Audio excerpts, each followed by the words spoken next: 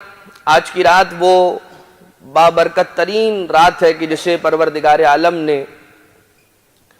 چنا اور اپنے حبیب ترین بندے کے وسیع و جانشین اپنے ولی یعنی کہ حضرت علی کی ولادت کے لیے آج کی رات کو چنا۔ آج کی رات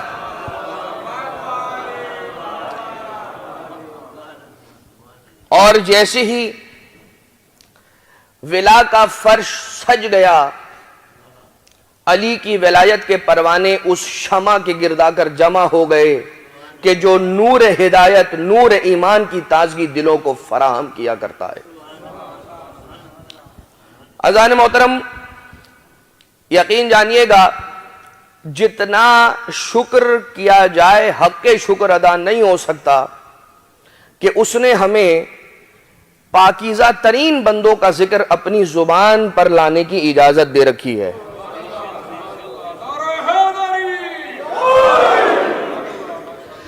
اور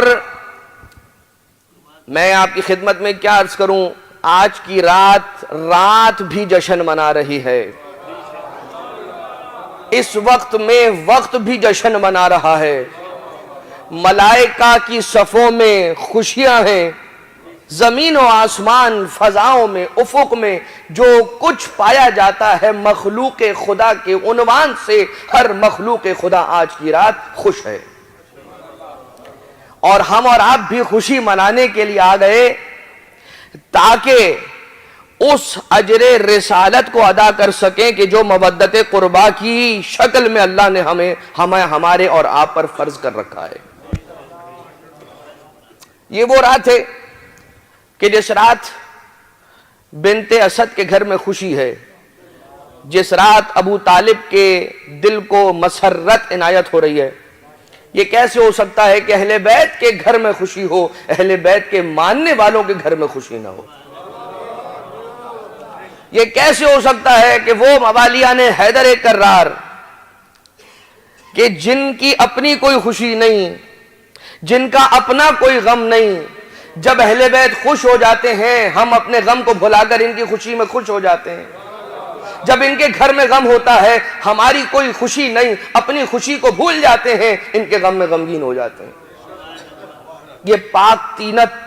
ہونے کا ثبوت ہے، اس کی دلیل ہے کہ اس پر شکر ادا کرنا چاہیے انسان کو۔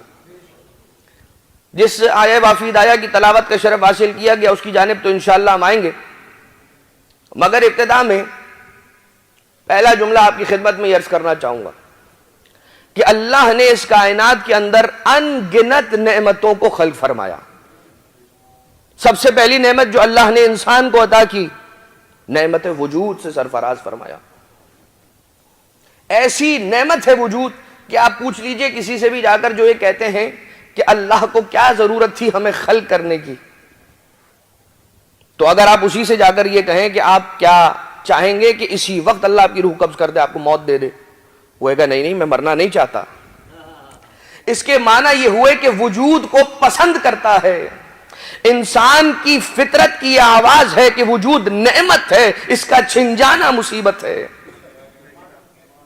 اسی وجہ سے اللہ تعالیٰ نے صرف نعمت وجود نہیں، جب وجود عطا فرمایا تو اس وجود کے تقاضے جو پیدا ہوئے، ماں باپ چاہیے،